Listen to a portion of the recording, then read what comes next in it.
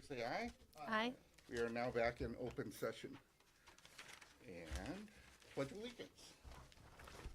Please join us. Pledge of Allegiance. Ready? Begin. I pledge allegiance to the flag of the United States of America and to the republic for which it stands, one nation, under God, indivisible, with liberty and justice for all.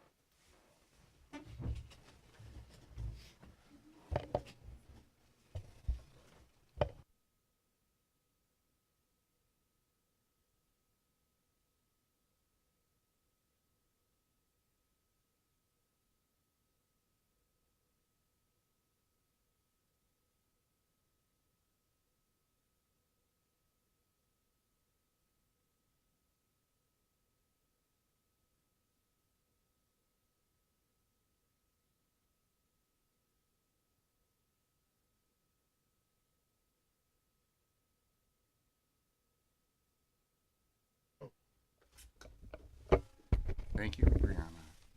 Dr. Bree. Okay. Can we like a 2-minute pause there? We're good? Do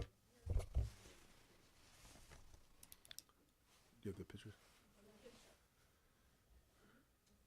You ready? Tonight, we're thrilled to recognize Laura Villarango and her army of planners who brought the first ever multicultural event to our district. It was a huge success. I have a few, if you didn't have a chance to go, let's take a look. We had 3 different presenters or performers, thank you, that's the word. This is our folklorico, one group of students, and there was actually 2 groups. This is the older one. This program has been so widely popular. We're going to bring them back and perhaps expand to the middle school if the middle school kids are interested. Next one. We had Miss Audrey with her hula group. Next one. We had Japanese taiko drummers, and if you look carefully, you see a certain board member's significant other in there. And they're fantastic too. Before that happened, though, the day was basically organized into little booths representing the countries of our district, basically. And I'm not sure, I counted like more than 15. Laura, do you know how many were total? No, there were 12. 12? countries. Okay. So basically, we had parents running each booth. The kids would go around with their little passports, learn about it, answer questions. We had Mexico, Bulgaria. We had, I think, Panama. We had quite a few. And I ended with this picture because this is what it was all about. The kids loved it. They were sitting in the sun, and they were a great audience. They were scorching, but they were a great audience. So they really liked it. This is only brought to us because of Laura and Sylvia's leadership with their planning group. And we're here today to honor and recognize the planning group. So Laura, you're on.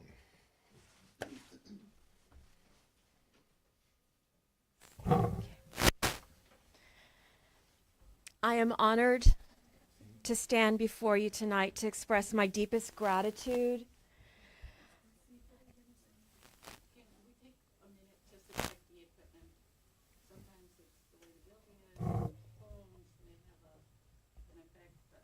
No problem.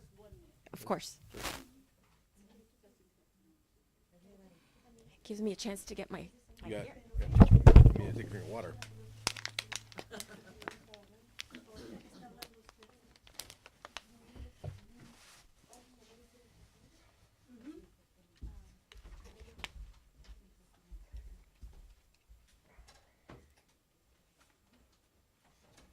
It's pretty neat that we have this technology. Yeah, absolutely. We did the promotion. We had eight groups using them. That's lady on the phone.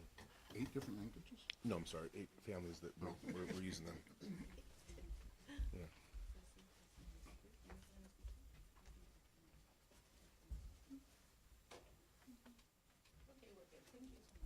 Thank you. I'll start over.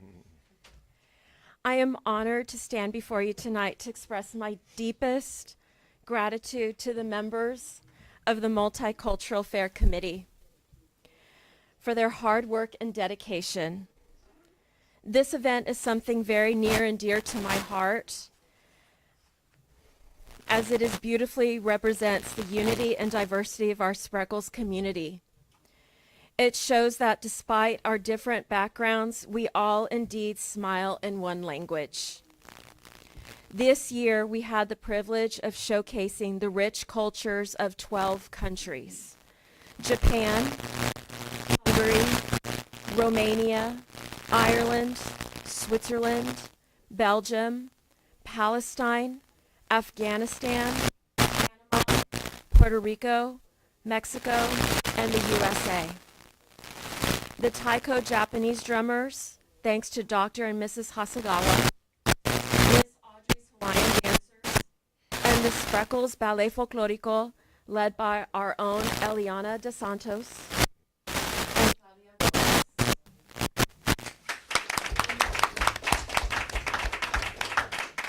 Truly brought our fair to life.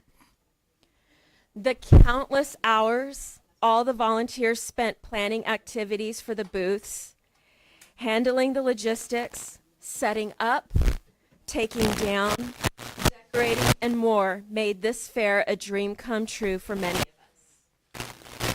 It's incredible that we were able to pull this off during LPAC testing, the end of tutoring, other commitments. Your dedication and hard work are nothing short of miraculous. Looking ahead, I am excited about our continued collaboration to enrich the culture of our district. Together with the administration, DLAC, PTO, SUF, the renewed Equity Committee, and the support of our school board, we can achieve even greater things. Thank you once again for your tireless efforts and commitment. You have made a lasting impact on our community, and I'm grateful for each and every one of you. I have little certificates for everyone and a little something special, and then we have to take a picture. Okay. Okay. So, Eliana de Santos.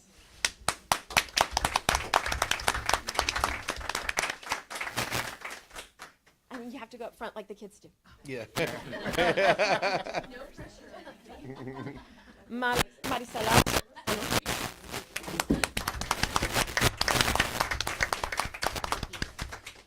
Oh, there was a hug for you, but she okay. Melissa Sosa.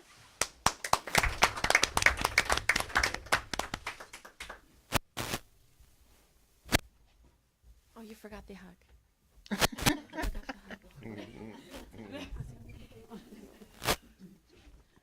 Judith Albaran. Oh my God. Thank you. My instructional assistant extraordinaire, Sylvia Bense.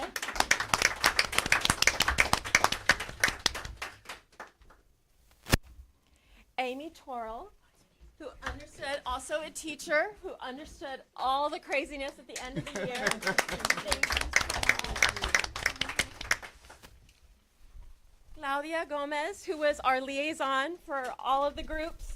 She connected everyone together. And who helped bring our translators and made this all happen for us. And, well, oh no, you all don't get the little packet thing, but to our Board of Trustees, a certificate of appreciation.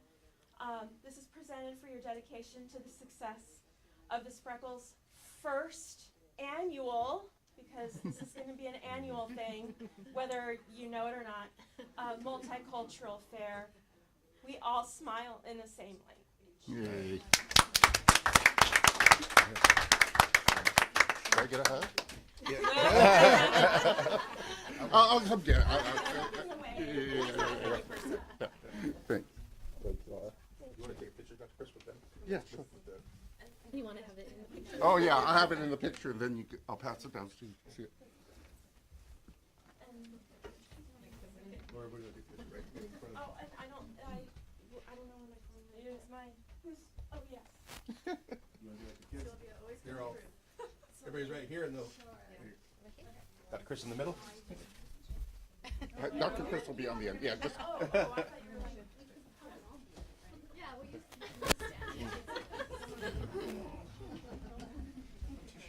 well, we can move around. Move around, Peter.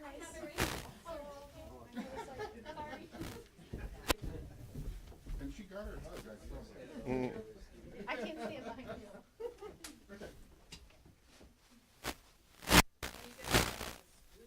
More than that. Okay, everybody ready? One.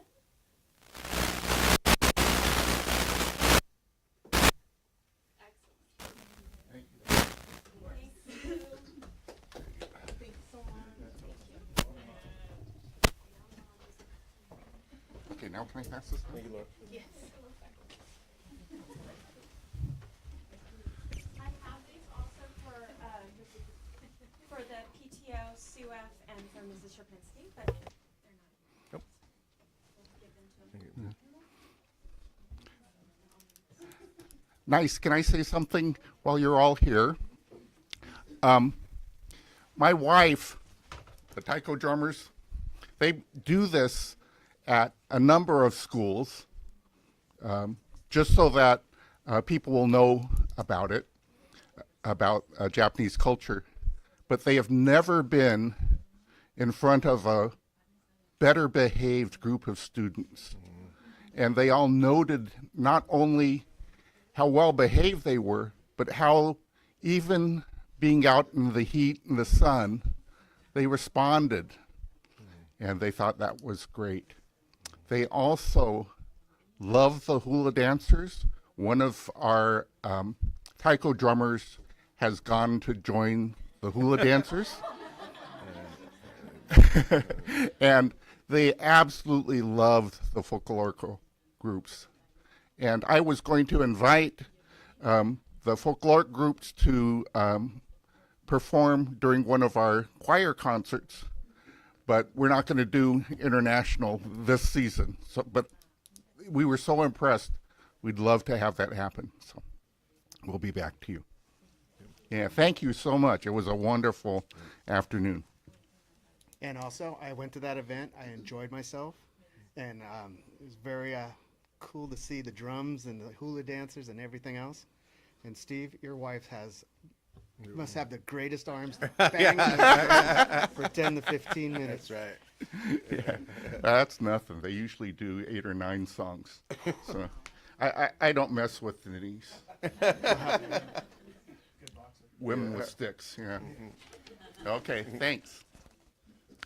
Okay, shall we move on? Yep. Are you going to say your thing about if they want to stay, they can stay? But Yeah, but I think they want to stay for the whole meeting, correct? Okay. Right, yeah.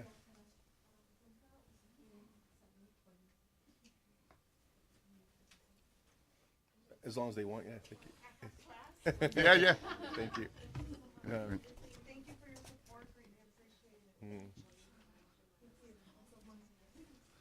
appreciated. Okay, so we have speakers signed up. You have 3 minutes to present to the board and make sure that the microphone's turned on. Claudia Gomez.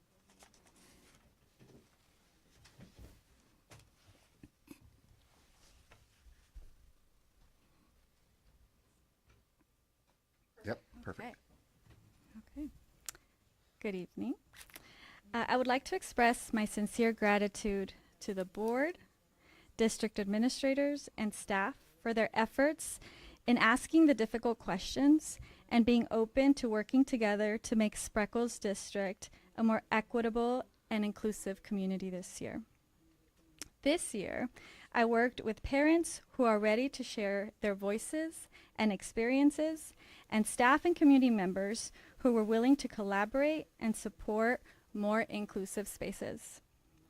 We saw interpretation being used to bring in more families to our community, a multicultural fair inviting our diverse families to share their cultures with us, PTO and SUEF working to support DLAC and wanting more diversity in their participation. We're heading in the right direction, and I can't wait to see how far we can get next year. Thank you. Thank you. Lorena Valdez?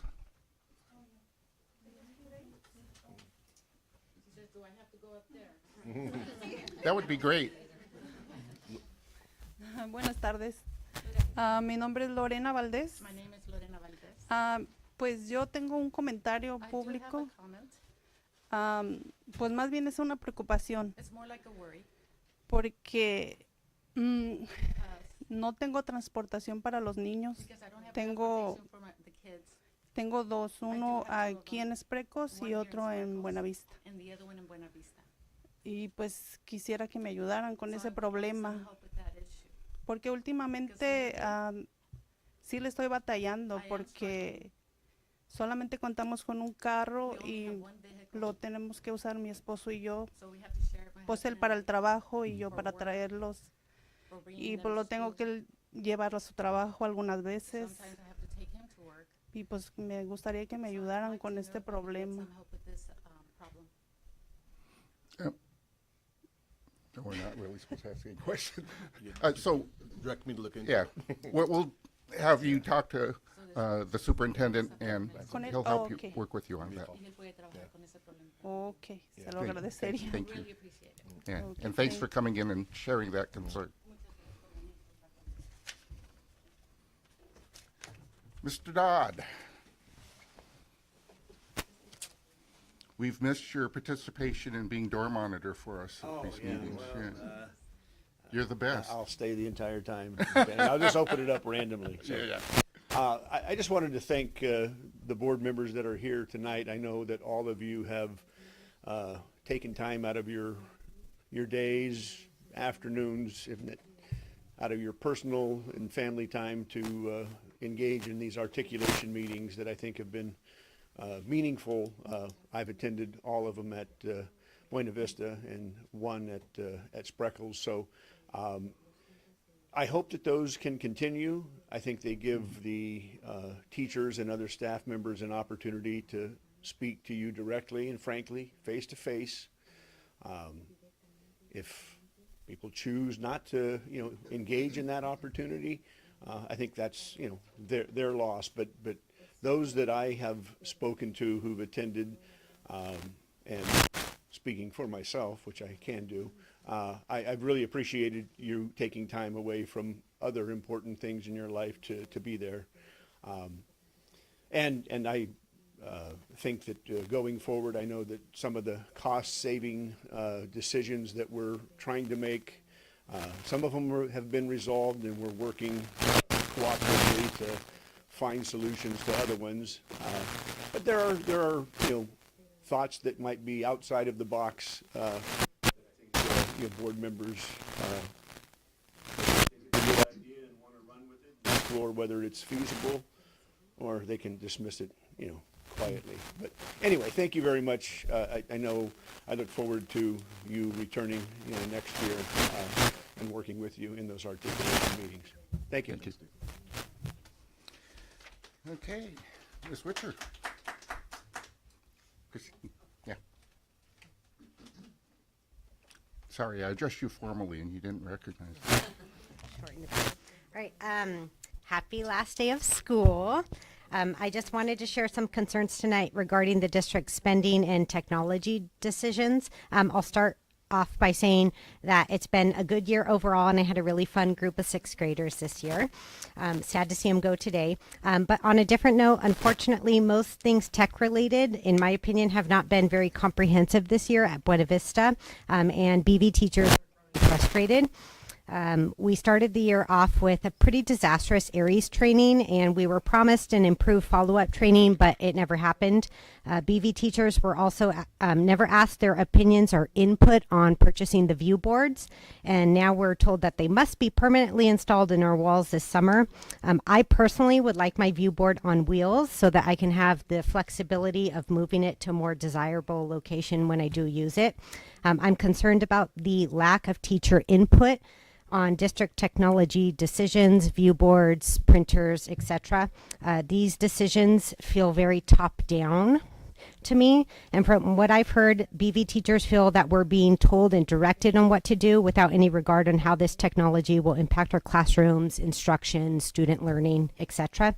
In my 12 years at BV, admin has always allowed for teacher autonomy in the classroom, and I really appreciate it. Trella was my admin for a lot of that time. I've always really appreciated the freedom and flexibility that you've allowed in our classroom. So I hope that autonomy continues next year at BV. Thank you. Okay, thanks. Again, we'll refer that to Dr. Torello. We'll talk to Dr. Bree, and we'll get back. All right. Bargaining unit presentations. Anything from STA, Laura? Ms. Vierengo.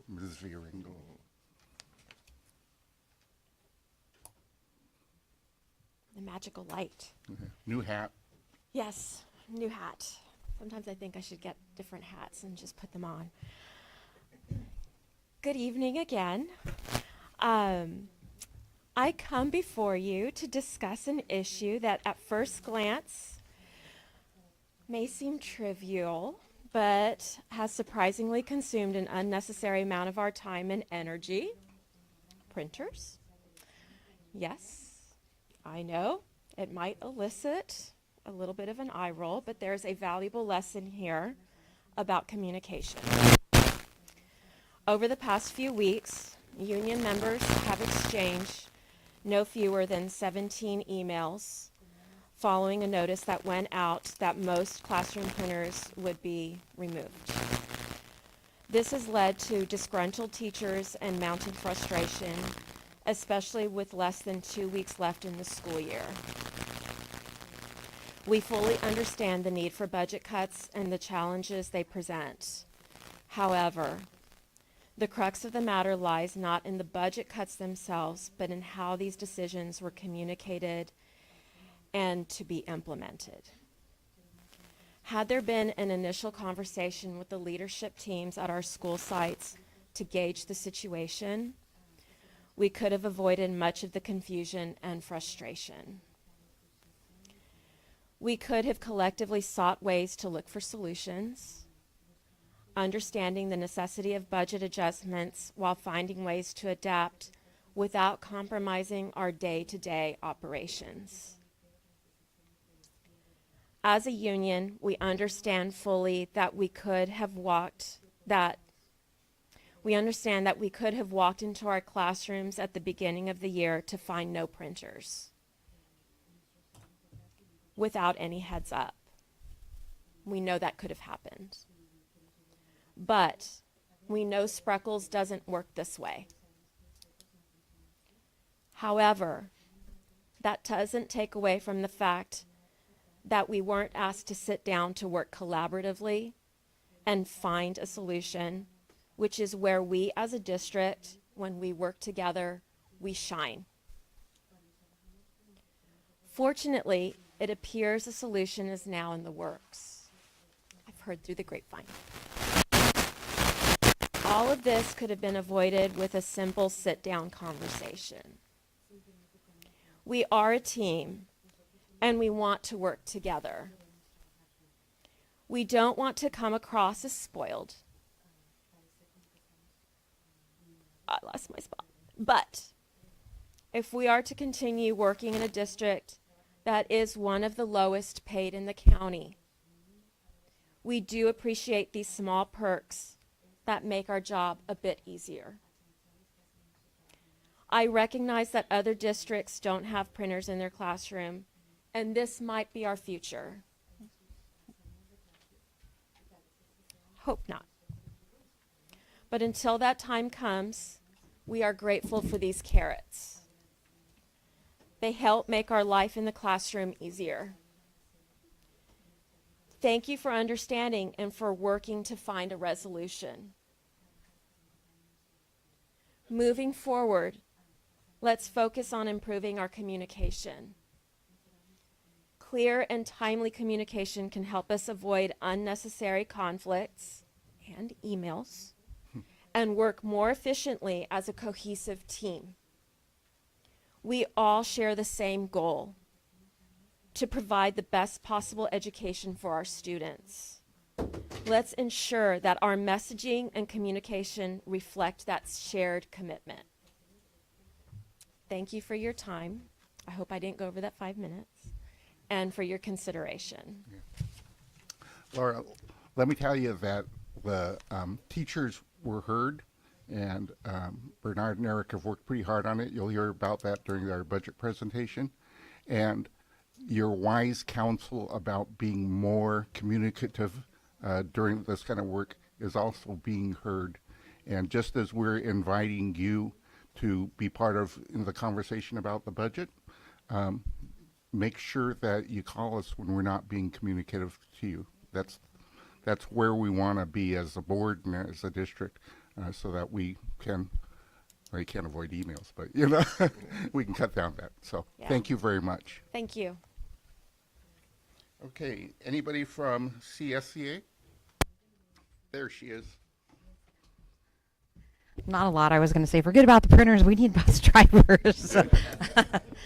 I just wanted to say thank you on behalf of our members. We appreciate your recognition for our hard work and dedication with our salary increases. And thank you for also working towards a goal of doing everything we can to attract more bus drivers. I know that I've heard from classified that increasing the hours doesn't seem fair, but in the whole grand scheme of thing, having only 2 bus drivers and running on subs has not been working either. So anyway, I look forward to hopefully looking more attractive in this instance so that we can get more drivers. And and again, I know that I speak on most of our classified staff that we appreciate all of your guys' support. And again, there's stuff further down in the agenda where we're going to address that very directly. So. Appreciate it. Yeah. It's been a tough year. Yeah. Yay for summer. All right, board member comments. Starting down with Peter. I want to thank all the teachers for all their hard work. I really saw it in the last 2 days at Spreckels and BV. I was honored to be at BV today and shake everybody's hand. That was a pretty cool thing to do today. Good. Thank you for my hat also. You're welcome. Didn't get to use it. And also, I went on the honor roll trip to the tech center. Very exciting time at the tech center, but walking around the streets of San Jose for 2 hours was not that fun. Had a little issue with one of the girls, and I want to shout out to the girls that were with me, the 6 girls that were with me that helped me out with that little girl. Helped her out with, she had a little heat stroke issue, so it helped. They helped me out a lot. But I think we should look for something else for these honor roll kids for next year. Thanks. Okay, thanks, Peter. Frank. Your mic's. I think this should be noted as my first probably ever board member comment.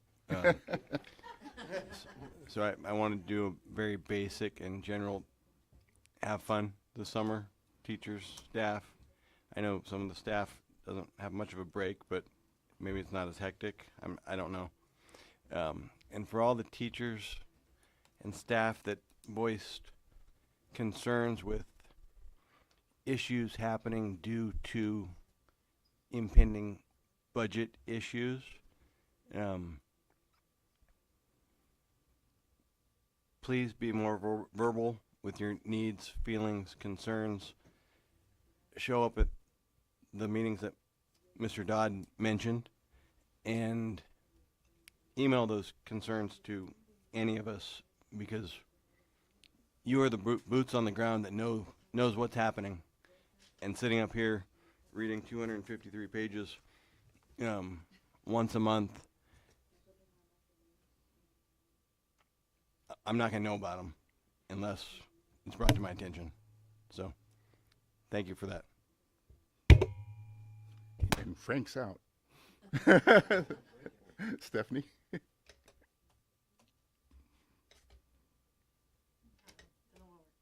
There it is. All right, thank you. And I'll just piggyback as well too. I really appreciate and value hearing from all the stakeholders, and the people on the ground, you know, certainly have a better perspective than, or a more clear perspective than we can have from up here. So it's very appreciated. Hearing from STA and the other comments too, I really appreciate that recognition about communication. And so hopefully that is something this next year that we'll try to do better on in regards to communicating across all levels and including everybody.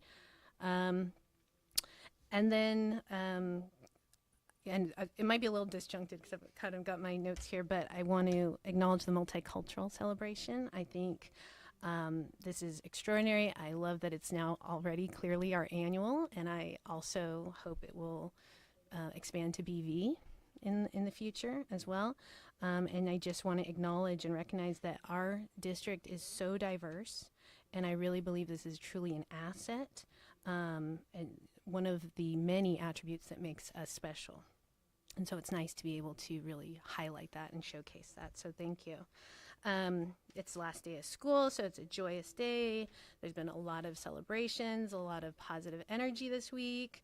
The flag parade at Spreckels, one of my favorites. The 5th grade party, the end of the year assembly, the 8th grade promotion, the yearbook signing yesterday as well. I mean, just lots of fun activities. Again, recognizing there are many great things about Spreckels districts that we all love. That's why we're here, right? We admire many attributes of Spreckels. And with that, we owe our stakeholders in Spreckels to keep doing the hard work of also identifying areas that need improvement, right? It doesn't diminish all of the wonderful things that we exude. It just allows us to keep getting better, right? One thing I did hear this week, I was talking to a lot of different people, all these different events, at least from some people, they were sharing that they were seeing improvement in bullying at BV. And that just was extraordinary to hear, because I know that's been an issue that we've been focusing on this year. And so that was, you know, that's something to acknowledge, right? We want to acknowledge the positive improvement and the impact. Again, we can still identify areas that continue to need attention. With that, and talking to a lot of people this week, I also heard from numerous families saying that they were contemplating leaving our district, specifically from BV. BV needs attention. And I think that's going to be something that really needs to be a focus for next year. And then my final point is that it is Pride Month, and this serves as a time to recognize and celebrate LGBTQIA youth, families, and those who work for our district. There are many reasons why it's important to recognize Pride Month, but I think one of the most pertinent reasons at this time is that according to results from a survey that just came out in April by the Trevor Project, 39% of LGBTQIA young people have seriously considered attempting suicide in the past year. This is tragic and unacceptable as a nation, and it's a call to action for us all to do better for our youth. Sorry. Oh, I'm sorry. Sure. So it's just, my last statement is just, it's a call to action for us all to do better for our youth and the LGBTQIA community. Thank you. Thank you. First, I'd like to acknowledge our translator in the back of the room. We're really glad to have this service available, and having done some translation live on the ground, I know this is not easy. So I really appreciate that.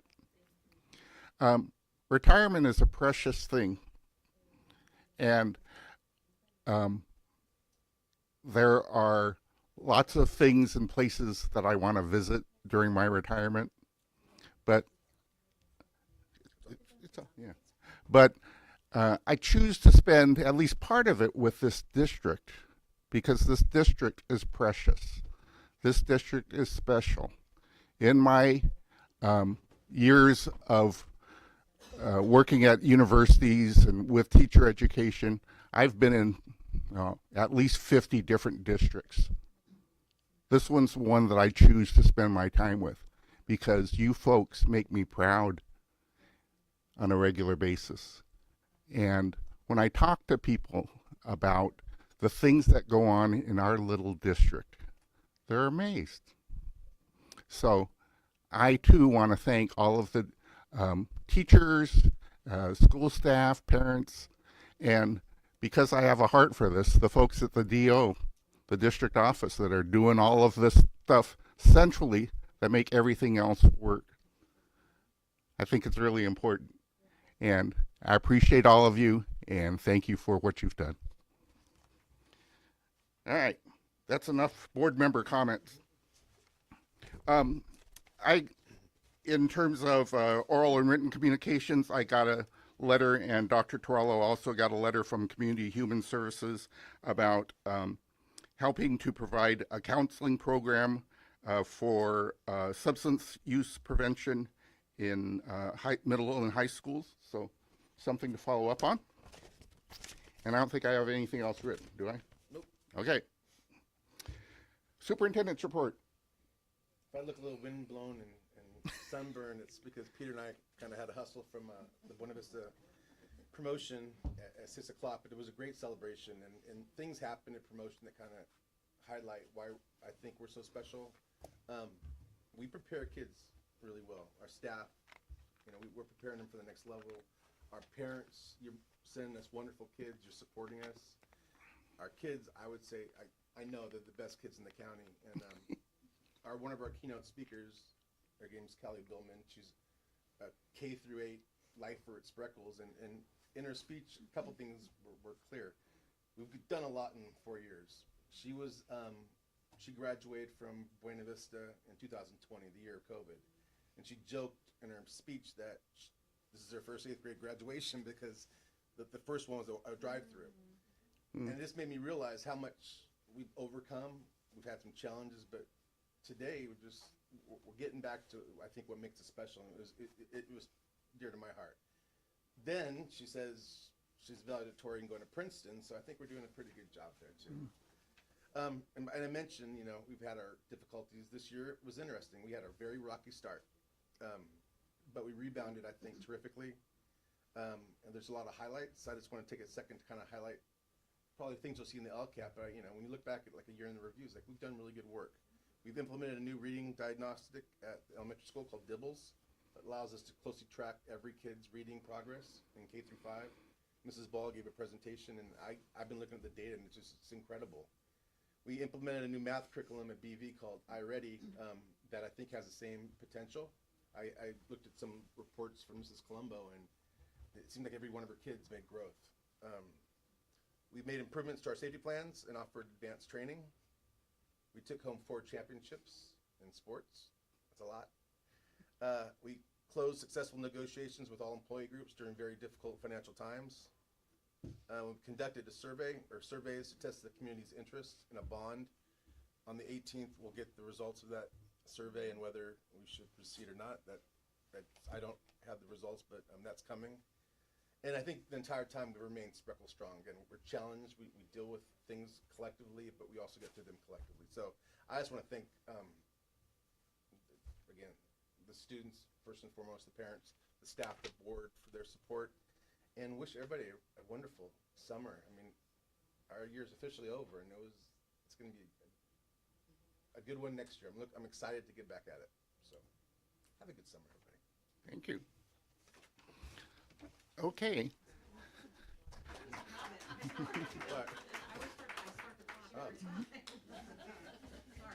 Yeah, it's okay.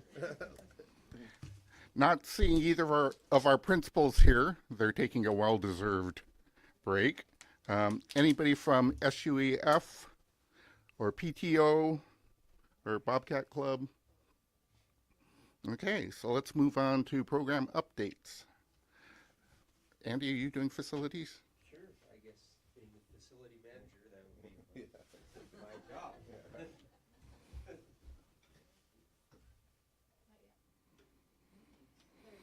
Hey, it's Red. All right, good evening.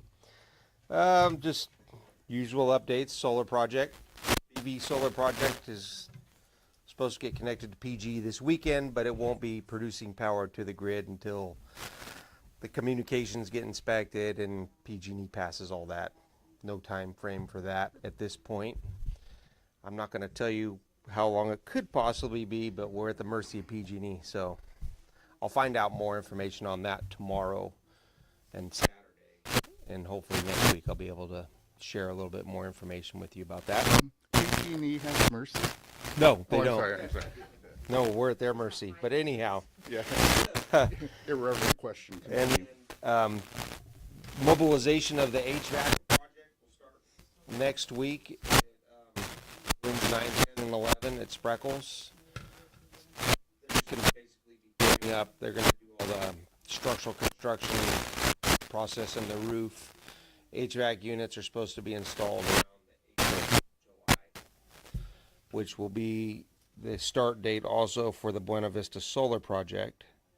So there's only a 2-day overlap this year between the start of the solar project and when school ends. So the students won't be impacted. They'll be able to use most of the playground, bark boxes and everything. And that project is scheduled to take just the month of July and being completed on August 2nd. And that's about it. Okay, Yep. thank you. Bernard, talk to us about food. Well, about the only update I have on the nutrition side is that I have talked some with staff, and they welcome maybe forming committee, getting outside input, teachers, parents, students even, and start having some discussion around the nutrition program in general and things that we can do. So that's positive.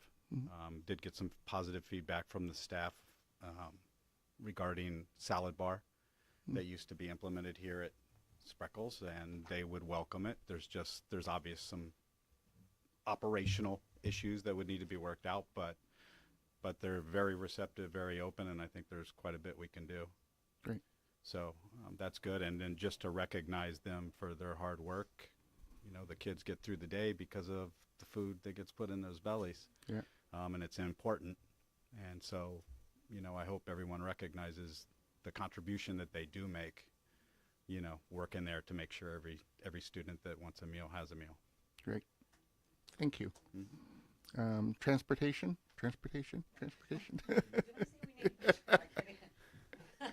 Okay. Yeah, just to springboard off that, we need a bus driver. A couple of them.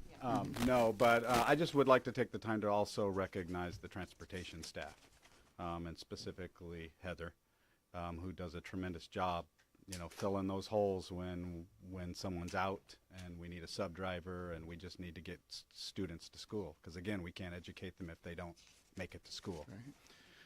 And so again, just very appreciative of the work that they all do. They all work very hard, take their jobs very seriously. They're held to a very high standard because they've got our babies on their vehicles, and they get them to and from safely. So just, again, taking that moment to recognize the contribution that they make also to the educational environment, which sometimes gets lost. Yep. I'd like to second that because really with the only 2 or 3, we could have some really, you know, a lot of messages saying that we're canceling bus routes today, right? It's because the ones we have are so committed. Heather, you go by. I don't think you missed a day of school, day of work this year, did you? It's probably not the only year. And it's that kind of commitment that we pull it off. And we do have plans to hopefully relieve that soon. We have some direction to kind of do that. We also have one in training that's But really, I don't people know that maybe we might have to cancel 1 or 2 like stops on occasion, but it could have been so much worse. So thank you, Heather and the team. Bernard, fund balance report. Sorry, can we get questions? Oh, sure. Weren't you supposed to tap me or something when you were going to do that? Okay. Code was. So I had a question. I'm not sure if it's here, if we talk about it with LCAP or budget, but ELOP funds, did anything ever? We're going to discuss. Okay. We'll be discussing that At that for point? sure. Okay, Yeah, perfect. absolutely. Okay. And then, so it sounds like the conversations around the budget and technology, are we going to talk We're gonna about that? talk a little bit about that too. Okay. Yeah. And so the view boards though, because those have already been paid for, so that's not in the budget. But That's, that- yeah, and that was from bond money, so it's not really did not affect the budget per se, right? That was all part of Measure B. right. funds. But would that fall under facilities to discuss kind of rollout and implementation and kind of support around that? Could, depends on what you say. So go ahead and say it. Well, so I guess my question is, so it sounds like, obviously we purchased these in fall. Yeah, Or we I believe approved them the in initial fall. set was purchased either at the end of last school year, kind of implemented as a pilot program, is my understanding. That was all before I was here for sure. Right, it's been a while. It's definitely been on yeah. our. Dr. Gann's been working on this for quite a while. I know she's made multiple presentations here on the plans as we've gone through this. And I think, yes, the last batch we bought mid-fall, I think, when we finally got everything purchased Okay, and delivered. And there was a plan to roll them out. yes. And we rolled that back, listening Yes. to the teaching staff, and have been harboring them safely, That's good. waiting to roll them out again. And so, obviously, if we're going to have more discussions around that, now would be the time so that we can figure that out. But the plan was to do it at a time that's not disruptive to the classroom. That was certainly That the makes sense. intention with all of this. Right. So, And when we did this stall, it seemed like the feedback we were getting was concerned about where it was going to go. Andy kind of worked with Dr. Gahn about putting them on sliders to be at least disruptive, although we realize it's a new piece of equipment. So I think we have been trying to hear and adjust. I mean, I wonder, I don't know, but I know communication has come up as a topic today. Could it be in the way that I don't know, we're rolling these out, there wasn't enough communication about the intentions or how to work together with the people who are actually going to be using them? Is there is there a need for more support around it? I mean, again, I know we have ours here and we've had issues, right? Like we're struggling to kind of use this correctly. And so I would envision that if this was going to be a part of my daily usage, I would need support in making sure that I can do that accurately. So how are we making sure that our teachers are supported? So just to kind of wind it back, so in a former role, I was the Director of Educational Technology for Alameda County. So I have some experience in this. I've rolled out many large systems across counties, even multi-county efforts. And there has been communication, whether it was the right communication or it was getting received by the right people is a different thing. It's been in numerous newsletters that Dr. Gahn puts out. I know I've heard it multiple times. I've seen the presentations at the board meetings, but we're still missing the mark. So what that tells me is we need to find a way. The hard part is when you're in the middle of the school year and everybody's busy and time commitments are very tight, it's really hard to do that without a formal structure. And so one thing that Brianna's worked very hard on is she's implementing a new tech committee. And that's going to help go a long ways, especially, and that's where participation is needed. We can offer it, but if people do not come and want to participate in that and help drive those decisions, then it gets very difficult. And so I think the right structures are being put into place, but now the rubber hits the road and the execution has to happen. And so I believe they start Monday. So Monday they'll be meeting for 3 days. The committee. Yes, the tech committee. And so we found funds to be able to compensate people for their time. And this should be a start in the right direction. How we go about doing the boards, it is very common to have a standard methodology in a classroom setup. But I also understand unique needs. And you're in a classroom and you're used to working a certain way, and your pedagogy is built around how you operate in that environment. It's hard to just switch. And so I'm sure we can find ways to make everybody win in this situation. It takes communication. open communication, no blame. It doesn't matter what's happened, is the way I would look at it. It's let's move forward, let's reset. And I think that Monday with the new tech committee, first time here in this district, as far as I know, that they've had a tech committee, that's the first step forward. And hopefully, like I said, there's good participation. The voices that need to be heard are heard, and you move forward with it. That's really all you can do, and you just plan, because planning is the key. Eric, now make your comment. One of the reasons we put a halt on it, because there was valid concern about training. And so the first staff development we get back, there's a 3-hour training for teachers. So we are trying to, again, listen, plan, and provide with the tools and the skills. We heard it loud and clear. Oh, good. So good, that's on the 9th or the 10th of August, I think. And maybe the tech committee could even talk about what they want to get out of that. That would be great. Yeah. Okay, so the board's heard several concerns about communication, and we're putting that at the top of your list. I know we've talked about it before, and if there are individual concerns, Bernard's offered to receive those and move forward to that. And rather than getting down into the weeds of the implementation on that at a board meeting, let's just remember those principles and make sure that we get the right people heard. Okay. Anything else on your? No, okay. thank you. Now, fund balance report. Fund please. balance report. So we're at the end of the year. We're going to have a fairly lengthy presentation on the budget, about 25 slides worth, and discussion around that. So we've talked about this before. That report really doesn't move the needle. I see eyes rolling in the back of your heads.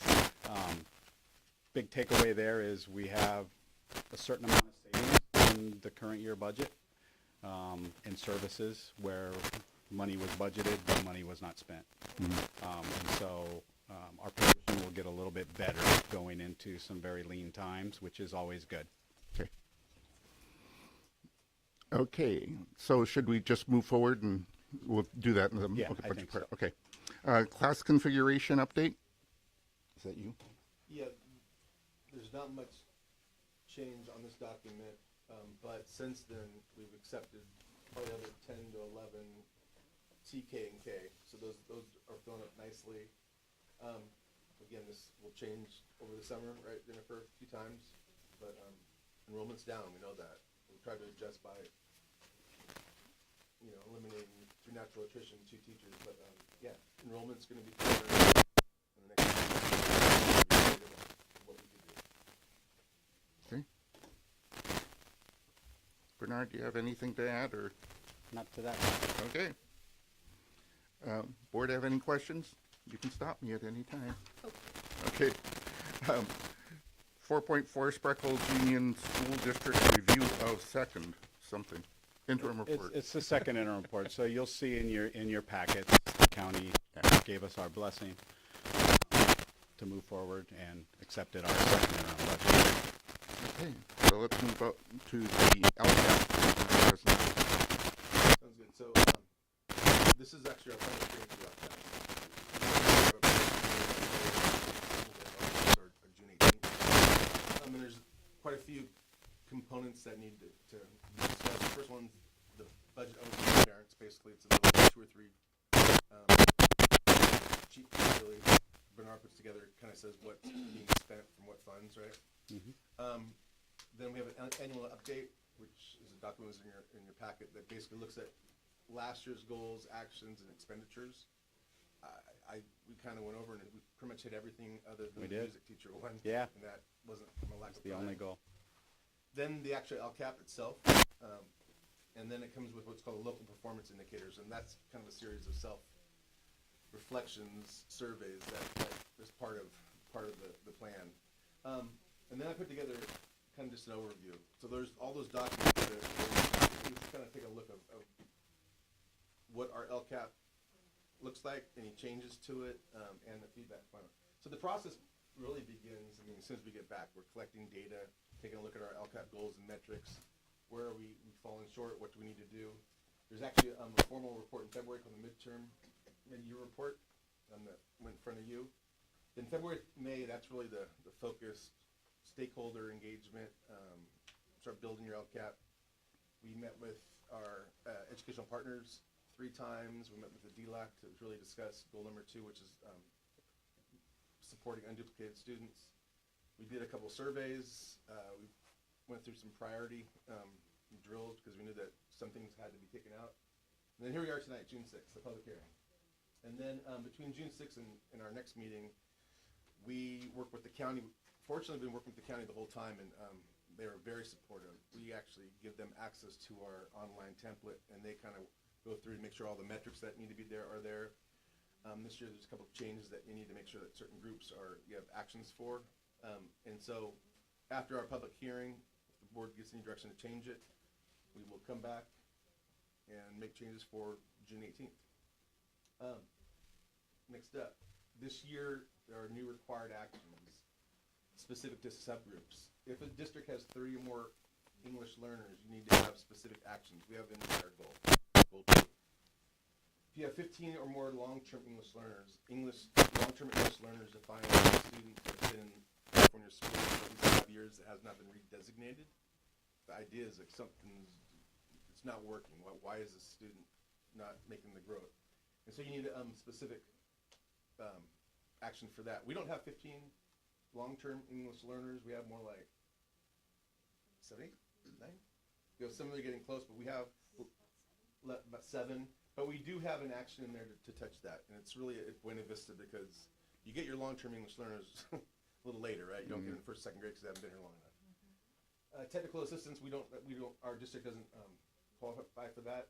And then if you have schools in your district with at least 1 red indicator on the dashboard, we don't, but we have student groups. So the 1 student group that is red is for chronic absenteeism, and it is for our low-income students. So it's one of the unduplicated groups. And so there has to be specific actions for that. And then at Buena Vista, we have 1 group. It's our students with disabilities that is red in progress in language arts and math. So we have action for that. Roll it. Goal 1, a lot of this is a review. Goal 1 came out of COVID. It was really providing academic and social emotional support to kids. 3 years later, those kids still need it. Some are making gains, other subgroups aren't. So we maintained our intervention staffing full-time at Spreckels. And then at Buena Vista Middle School, it's really basically 2 or 3 teachers doing a period of activity for math intervention. Professional development, we're working on a new 3-theme plan. A few months ago, we sent out a survey to our teachers asking for each goal, there's like 3 or 4 themes. Which one do you want training on? So we have 1 theme per goal that was chosen by the staff that we'll be providing professional development on. Basically 1 per trimester, so we'll have a theme per trimester. Social emotional support, we're keeping our 2 counselors. Special ed and intervention alignment, there's no money attached. It's really just reminds us to make sure that we have our intervention and special ed staff together regularly to talk about how we can tighten up that continuum. Number 1.5, intervention curriculum and training. This is, I mentioned DIBBLES in the superintendent's report. It's been a great addition. And so we have funds there to support training and SIPs, which is basically technique for struggling young readers. And then DIBBLES is the assessment that we give to all K through 5. Middle school transition, Mrs. Colombo has a Lynx crew that she just recruited some kids. They're going to meet during the summer. They're going to get their t-shirts and they're going to support new students next year. And then blue is new, so extending learning opportunities program. The goal is to have a plan in the first trimester. I've already talked to Mrs. Villarango about pulling teachers and staff together to come up with some ideas. We've been hesitant to put together a program without meeting the requirements. It basically says you need 210 days of 9-hour days. So you have to extend the regular school year for 3 hours and have at least 30 days, perhaps in the summer, that goes 9 hours. And it was very unclear about if you try it and you don't make it, do you pay back? And now we're getting some clarity. So we feel through a lot of partners, with our teachers, we're going to get rid of bridging, but can we bring back tutoring through ELOP? There might be a way to bring back some programs and some compensation. Reaching out to the YMCA. we have a partnership with CSUMB's Reading Center that was on the chop block, it's back in, can be rolled into ELOP. So we're trying to find ways to do it. It just, again, the requirements are 9 hours a day. I mean, how do you, Yeah. that's a lot of staff and that's a lot of facilities. Plus 30 days. Right. 1.9, oh, I'm sorry, 1.8 is, that's the one that directly meets one of those new actions. Academic support, professional development. Our second trimester professional development just happened to be Universal Design for Learning, which is what the county recommends for something like this. So our teachers picked what actually matched up perfectly with our need. They picked the theme before the red showed up on the dashboard, if that makes sense. Yeah.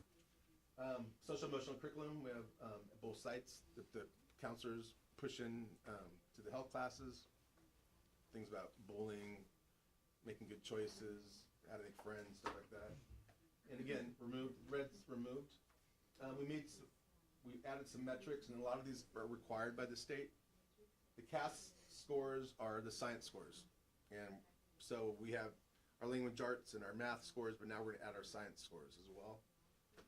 We're going to add, I think at a board meeting a few months back, there was a discussion about maybe adding some local assessments for like data. So we are going to add one metric that talks about DIBELS growth. I was talking to Mrs. Ball, and we're basically looking at each grade level. The reports are great on DIBELS, and takes a look at each grade level, and we can go beginning of year versus end of the year. They actually have three assessments, beginning, mid, and end. We're going to take a look at the middle and the end, and take a look at, are they making at least 10% growth? And then at Buena Vista, as we add assessments, we'll use GPA and say how many kids are at 3.0 at a certain point. I'm hoping that we can kind of replace that in the next year or two with more DIBELS-like assessments, like the iReady. And again, I'm working with Ms. Ball on that, and she's really taking the lead. And recommended, we had a metric talk about our social emotional health, and we went back and forth. So number of caseloads going up, is that a bad thing or a good thing? Does it make sense, right? Or how do you measure growth? The MCOE recommended actually using your school climate survey, specifically questions like, is there an adult at my school that I trust? Using that measurement and a couple other ones like that, am I happy at school? As more of a true metric than, how many people is the counselor seeing, because it could be, reducing a caseload could be a good thing, I guess, right? I mean, so that's our goal one. That's change the goal one. Goal two, this is similar language, but primarily focuses on our unduplicated students, which are English learners, our low-income students, and any foster youth that we had them. 2.1 is, you saw them in action tonight, Mrs. Villarengo and Sylvia. And we're adding one period, this came from conversations with Mrs. Villarengo about the needs of our actually long-term English learners at Buena Vista.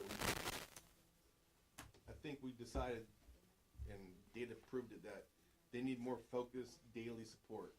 So we're able to add a period in the existing schedule of pull-out ELD designated instruction that would be daily. And we have a teacher that's gung-ho to do it with a background in this, so it's going to be good. Professional development, social emotional support for any of our students who need Spanish counseling. That would be on a case-by-case basis. Free transportation for any unduplicated student, that's ongoing. I appreciate the increase in font size too. Sorry. Technology for any unduplicated student, whether they need additional Chromebooks or Wi-Fi hotspots. Intervention staffing. We added, remember last year was because of the second and third grade were impacted, we added an aide at both those grade levels to focus specifically on struggling unduplicated students. And that was, from what I hear from the people, the second and third grade teachers plus Alicia, it's been really, they've been doing a lot of small group instruction with them. It gives them an extra adult to provide that. So we're going to maintain that. Mrs. Villarengo wish list, and she was persistent, but she gave everything else a shot. Thank you, Mrs. Villarengo. So this will allow her and our English ELD staff to really do long-term student monitoring. A student can be reclassified, but you need to follow their progress for another 4. And this will allow her to do it like on a dashboard. Here we are in 2.9. You're seeing in real time right now, interpreting services. This year, I guess you call it kind of like a pilot. Next year, we're planning 2 or 3 or 4 meetings a month that we kind of factored into it, or as needed. So we will be providing these services when requested and when needed. So large meetings. But others like this one, there was a request. Our partnership with CSCMB was originally red, and then we rethought it. Can we work that through the ELOP? Hope so. And if so, maybe we could use whatever's designated that to kind of support other actions. And metrics, I broke up the unduplicated students. Last year's LCAP has had like the test scores of all unduplicated students.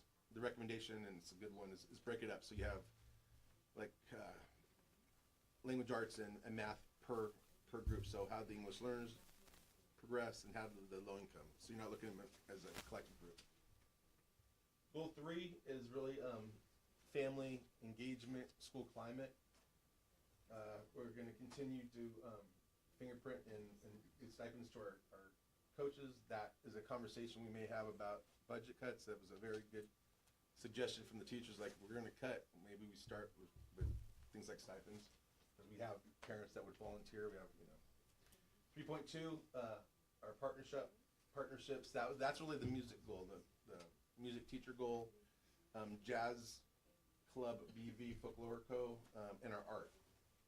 The equity committee, renewed. You said it perfectly. The renewed equity committee has 2 new leaders, and Stephanie's been helping a lot there. So they have a lot of things planned.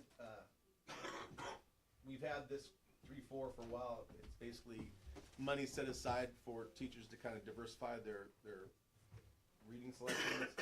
It's been available. What we found out, getting back to that C word, communication wasn't great as far as letting teachers know that money's available. So that will be a focus. Can I comment? I don't know Sure. if you want to go all the way through. I just wanted one comment on the last goal. On The 3? equity. Oh. Is this equity one? Oh, yeah. No, the one. Right there, Sorry. yeah. 2, 3. And I call them the courageous conversations, but I'm not even sure if that's what we called those sessions. The one session we had. I mean, I know I keep bringing it up. I don't know if this would fall in here, if this is somewhere where we might want to put it, but I know I just heard really good feedback as a way to not only just bring the stakeholders in the community together and the board members sitting at the same table with everybody, that we could really just have those open conversations. It seemed to be a Well, I really think the great equity committee's role, I think, would be very helpful as finding topics. do it through that. Because Chris and I would think, like, what's a relevant topic to even bring it up, so Yeah, that maybe they can come maybe go through there. Okay, perfect. up. 3.5 outreach, communication, and access. That's really parent education, DLAC meetings, family and communicate, having parent nights, like, for example, courageous conversations or the safety forum. 3.7, this is one of the new requirements, and it's really been a focus of the board with our declining enrollment, is to have basically an initiative to increase attendance. Now, it says chronic absenteeism because that's the dashboard red, but really addressing that is trying to boost attendance for all students. So there'll be, we're going to talk about in the fall, more messaging, more recognition for increased attendance. 3.8 is always employee attention and recruitment, especially during difficult times. We added a metric to kind of figure out parent participation, and it'd be increase in survey responses to a spring survey. Number 4 has to do with rigorous state standards, provide professional development. Full implementation basically is if we do an adoption, there's money set up for that or for training. Curriculum alignment and articulation is money set aside for example, the 6th grade teachers, I think, maybe gone down to pay for subs so they can go have conversations in the 5th grade, or for our 8th grade to go to the high school. Collaborations is our schedule, our Wednesdays that allow staff to talk to each other, perhaps observe. our teacher leadership groups. Each site has an instructional leadership team that's stipends for that. Sorry, you define.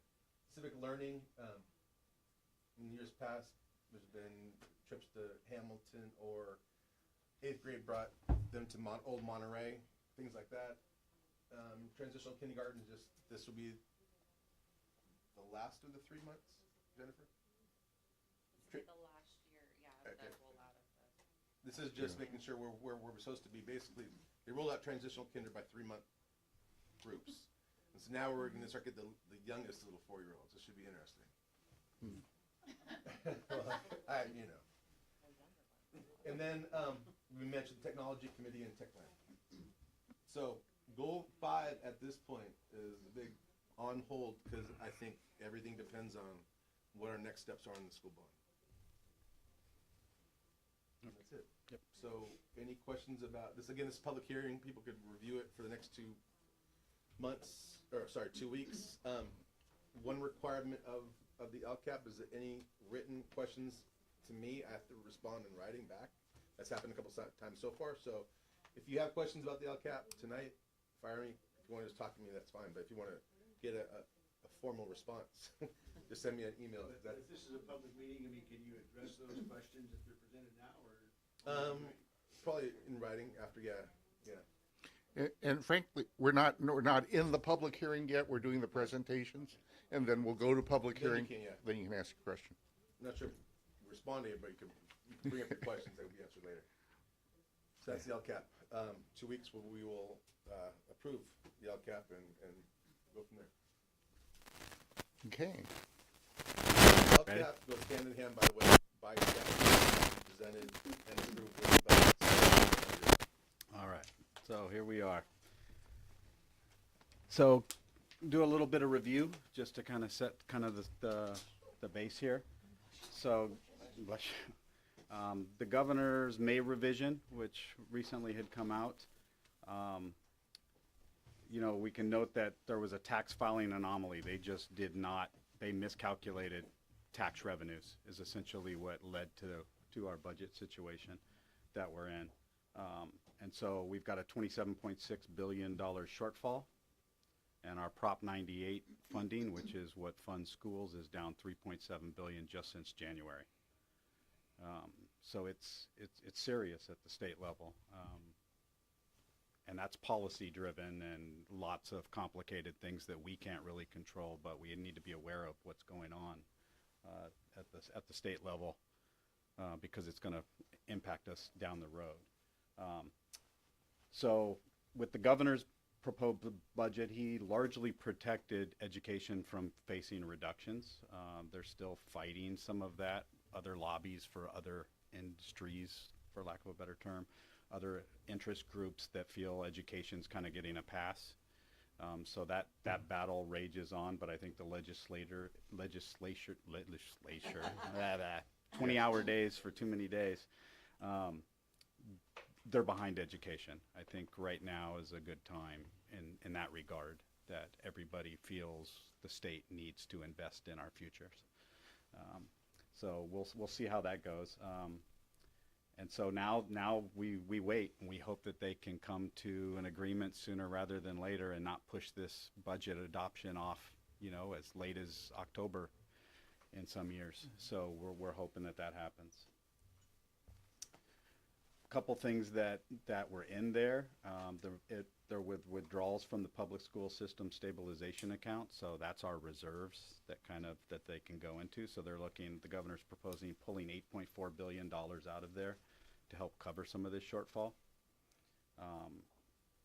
And the most important is that they came back from the January budget with an increase, which is great. So a little bit of savings there as far as the impact on the fund, and better news for all of us. The COLA was increased. So we were at 0.6, went up to a whopping 1.07, still being outpaced by inflation by about 2%. So kind of makes it hard when prices are going up a lot faster than what you can get from the state for salaries and things. So that's definitely a challenge in this budget. Interestingly enough, even though LCFF is going down a little bit, so you can see there 17,502 is the projected total per pupil spending from LCFF dollars, down from 17,653 this year. It actually went up in total per pupil spending, which means some of the other programs actually increased a little bit to where now we're spending actually technically $400 more. Problem is, if you're not one of those special programs that maybe still are getting some of that funding and you're not availing yourself, that really doesn't make a difference. Prop 98 maneuver, that's a very risky move that the governor proposed to kind of pull this off, where he's taking money from now, paying back the deficit 2 years back. And what essentially most fiscal people say this would do if he is successful with this is we're going to end up with, well, an unprecedented problem, because we'll never be able to refill our reserves is essentially what would happen. And that's not the way that mechanism was originally intended to be. So we would lose our ability to. So we'll see what happens with that. He's recommending that they pull back the 25-26 investment of $550 million that would have gone towards TK, preschool and full-day kindergarten facilities grant program.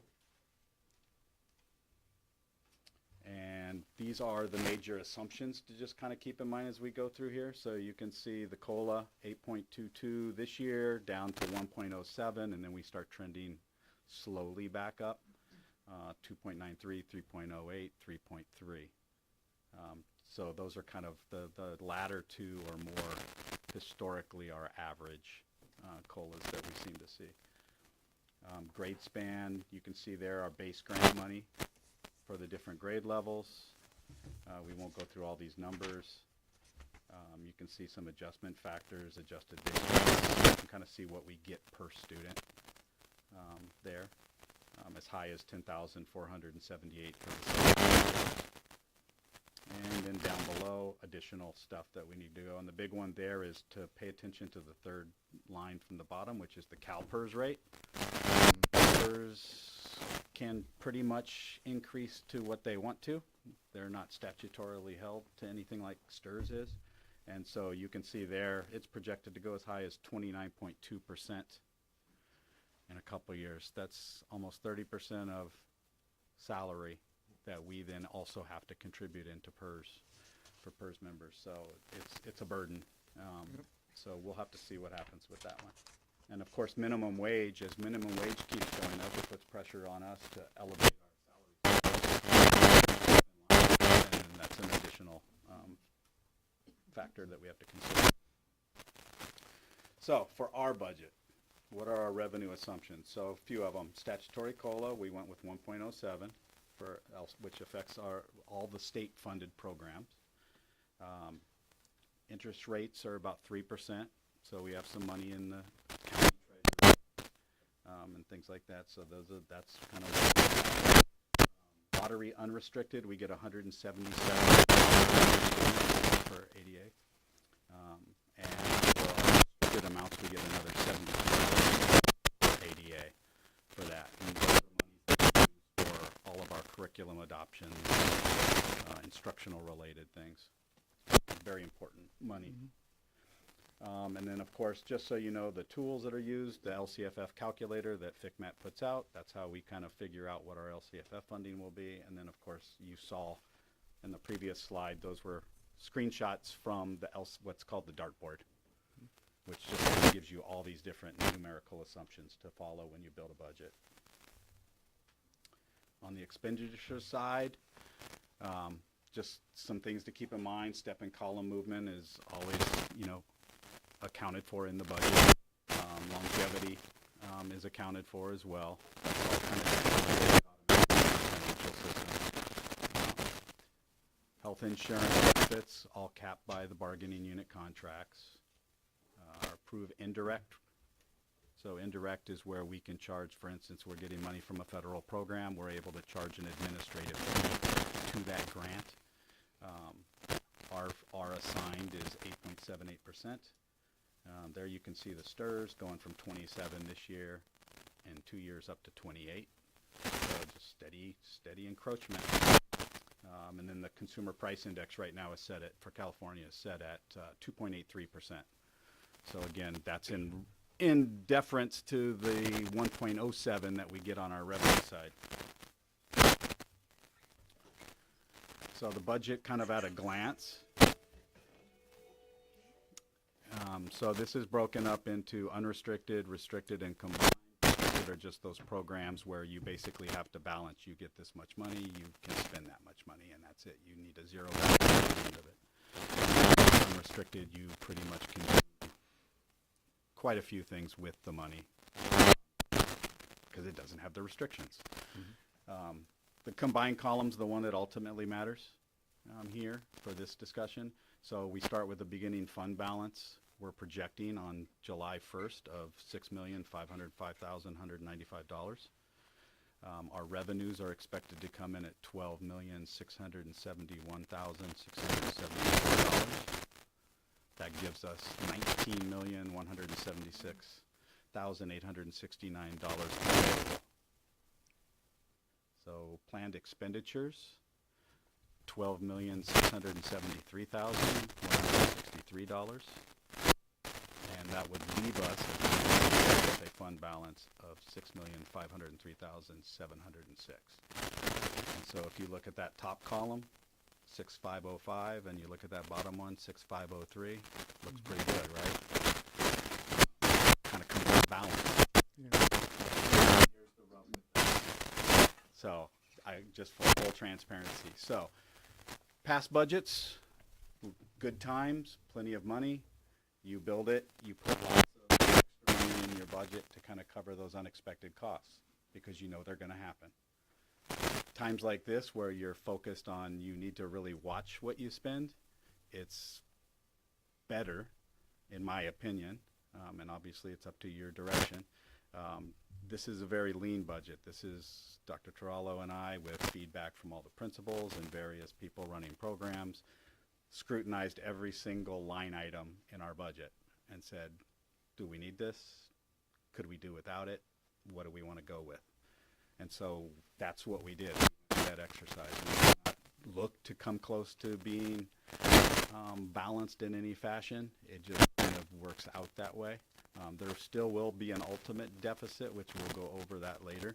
But for the most part, that's you're seeing it here.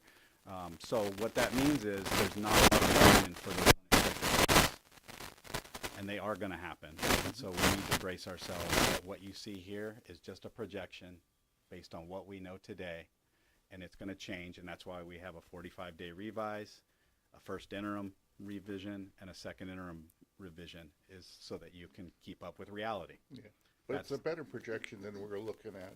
Yes. So in the end, what happened here was our actual revenues, we ended up pulling in about an extra $400,000 this year from our state program and from our local revenues. So we factored that in. So an increase there. And then we cut close to $600,000 out when all was said and done. So when you put that together, that's where we go. So it's going to take fiscal prudence, a lot of discipline, and a lot of back to that whole thing about communication. It's going to take a lot of communications because there's going to have to be discussion. When a new unexpected expense comes up, there's going to have to be discussion around that.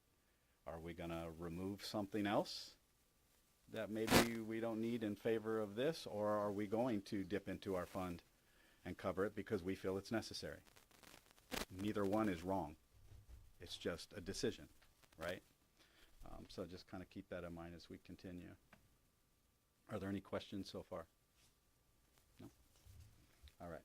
So this is these next two slides are a breakdown of a form that you're very familiar with. Those of you on the board, you have it. It's the statement of evidence that we do every year.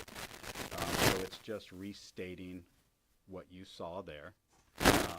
So you see that 6,505. 655,195. You see that ending balance there at the 6503706. But then you get down to the breakdown of what is that? What are the components of that? So 80,955, that's $2,500 of a revolving fund that we must always maintain. And it's an amount that is essentially the payable for the health care, some of the health care cost in July that pertain to June. So we carry that forward. Restricted, those are all the extra monies that we have in what we would call reserves right now. And the interesting one here for you, back to your question earlier, Stephanie, ELOC. So that's what we're projected to get for revenue this year. It's not expensed right now, and that's why it's sitting in the reserves, because we don't have a program. The good news is the state decided we are not going to have to do a payable for the ELOP money that we have not spent. However, what they are going to do is take it from future apportionment. So at some point, whenever they decide when they want to pull that trigger, they will pull 566,000 roughly dollars out of our revenue for a given year, or they may break it over a number of years. They have not decided on how they're going to do it yet. The mechanism's not known, and there's still debate as to whether or not adjustments need to be made to the ELOP program, because a lot of school districts are in the same situation we are, where you can't operate a 9-hour school day 210 days a year. Normal school year is only 180 days, which means you have to extend an extra 30 for 9 hours. So Carlo and I have talked with the county office. They said they are doing some lobbying with the CDE. They were supposed to, well, we're supposed to get back together with them sometime soon to talk about what we might be able to do. And you heard some of the ideas that have come out with some recent discussions on ways we may be able to start doing that program. However, we will at some point need to pay that back, and that will be a hit to our general fund. So I just want to make that clear. So you said 560,000? Yeah, so what you're seeing there is the revenue projected for next year. It's an apportionment. Okay. So based on our projected ADA for next year, we expect them to fund us $251,450 for an ELOP program. You're going to see on the next slide where we've set aside money for that inevitable moment when they decide to take it back in apportionment, because we're going to need that to help augment what we had planned for. All these others, educator effectiveness, that's an older grant that's slowly winding its down. We pay for a lot of professional development out of that. Lottery, there's this is your restricted lottery, so that's largely held for curriculum adoption, so like the $50,000 for a health curriculum, things like that, that's what that is. Arts, music, and materials and discretionary block grant, that's another one that has not been put into real practice, largely from the inability to hire the proper staff. And then last year they started what they call the Arts and Music. It's a funding guarantee on an annual basis. So the block grant expires in 2 years. That's a use it or lose it amount, that 502,000. So that's another big one that we could end up not benefiting from. That would also hit our fund. The 133,008, I will be looking at closing at moving some of our costs into that to try to use some of what we got this year to help cover some of our costs. So I'm not sure what that final number will be until after I close the books, and that'll be sometime in September when we come back to present you with the unaudited actuals. And then the Learning Recovery Block Grant, that's what would be left over if we spent nothing else in it next year other than the salaries that we're covering for the intervention teacher. Bernard, I don't know about anybody else's brain, but I'm not sure I'm going to be able to take a line by line Gotcha. through 20 more slides. You got it. So could It's not going to be 20 line by line like that. Yeah. But can It'll pick you up. do, yeah. I can. Thanks. Okay, so here's when you take all those things out and you take out that guaranteed 4% that we have to hold in reserves, this is what's left. So we hold an additional 6%. That's at 760. That's kind of our rainy day. So we have a 10% hold on money in case anything happens. Then the rest of those are all just different projects that we've talked about that we know we're going to need money for, and some key ones. 398,000. That's the solar. We have 2 solar project change orders. Those were not covered by the finance amount. I inquired if we could include them or add them to the financed amount. No, we cannot. Interest rates have gone up. It would not be a good thing, and the finance company did not want to do so.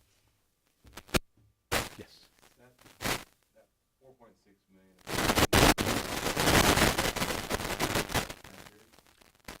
It's a reserve. It's your bank account, your savings account is a good way to think of it. But you earmarked $4.6 million worth of expenses that should happen.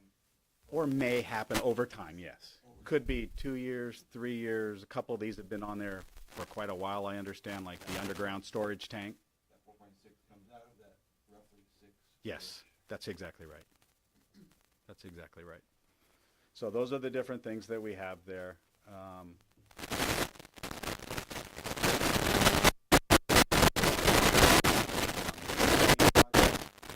We're hoping we get a bond, which would be nice. So, but it just kind of gives you an idea of what you can do with the money that's there. One more question. So if we lived in a perfect world, that's our wish list, and you could go to work tomorrow spending $4.6 million to get us up to where, if we painted all the trucks and put new tires on all the trailers right now today, it would cost $4.6 million. No, because some of that, like the core materials adoption, so 218,000 has to be, is earmarked for it's lottery money, and so it's all instructionally geared. So we wouldn't spend that outside of instructional. So I don't think we would have that much. But the 850,000, if we decided tomorrow to go paint the buildings, I was using an Yep. anomaly. If I was Yep. looking at my business, Yeah. if I did everything, if I did all the deferred maintenance that I had to yes, do, that's exactly right. I would spend 4.6 million of the 6 million I got sitting in the bank. Yep. Right. Yep. The other monies are restricted. That with them, even if you wanted to. So overall revenue, this just gives you a real quick picture. This is showing you that, you can see over there in the right amount of the total column, that's your 12,671,000, and that's how it's broken down. As no surprise, almost 80% of it comes from LCFF revenue. That's why that one is so important to us and our survival, and the need to address enrollment issues. This is on the unrestricted side, just pulling out those restricted programs. You can see LCFF funds 93% of our unrestricted stuff. Changes a little bit when you get into restricted. Half of it, roughly, is handled by transfers from the unrestricted monies, and most of that is for special education. Here's your expenses by what we call objects. So that's just kind of saying the category of expense is a way to think of what an object is, whether it's salaries, books and supplies, services and operating expense. So you're just seeing the breakdown of those expenses there. You can see employee benefits is a pretty large chunk, along with the salaries. And then here it is, the same expenses, but now we're looking at it by where we're doing, what we're doing with it, the function that we're actually doing. How much are we spending on instruction? So 56.36 of our money goes towards actual instructional activities. And then you can see the other ones, another 5% of instructional related, 10% pupil services, so that's your counselors and the like.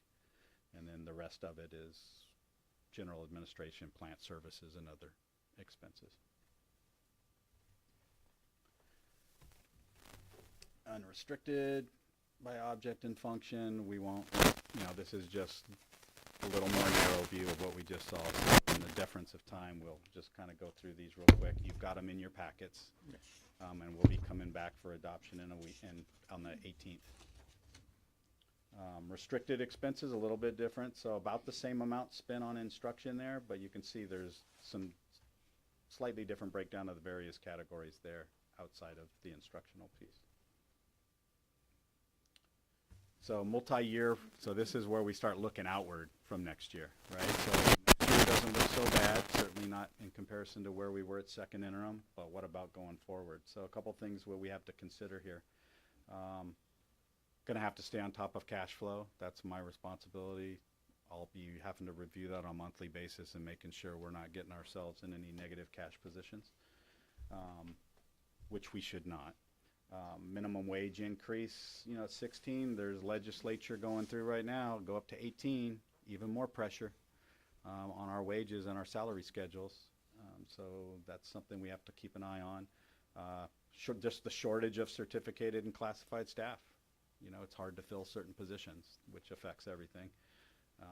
Whether you have to bring in a outside firm, you know, for large dollars to cover that shortage.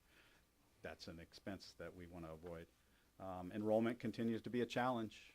You know, if we looked at our projections for ADA, it just continues a steady loss of about 30 ADA a year and no end in sight right now. So I don't know what the answer to that is, but it's something that this board and the community at large needs to really start having conversations around. What are we going to do about this? Future revenue may decline just to non-use of funds, right?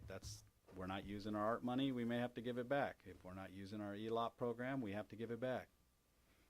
So that's going to hurt. And then, of course, principal and interest payments will increase on our lease purchase agreement. So right now on the solar project, we this year will have paid out about $200,000.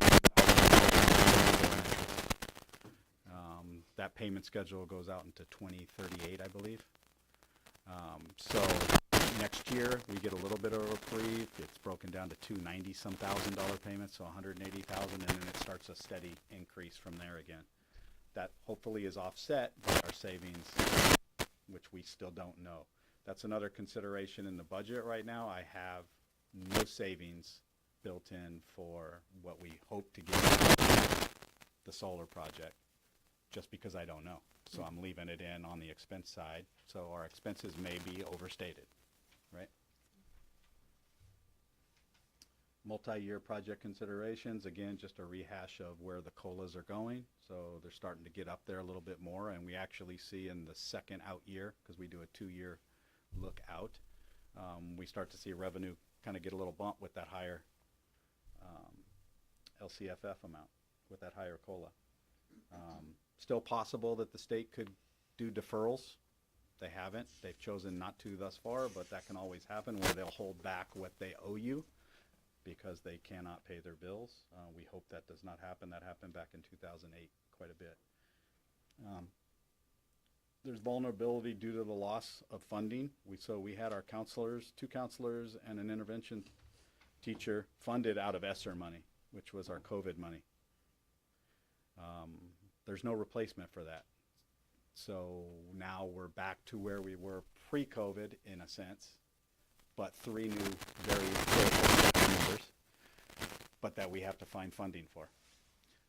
So that's something to kind of keep in mind as we move forward. And then, of course, we reduced quite a bit for this budget for our operating expenses and books and supplies, because that's where we could, because we were dedicated to investing in people, and we made the decision not to make any reductions in staff.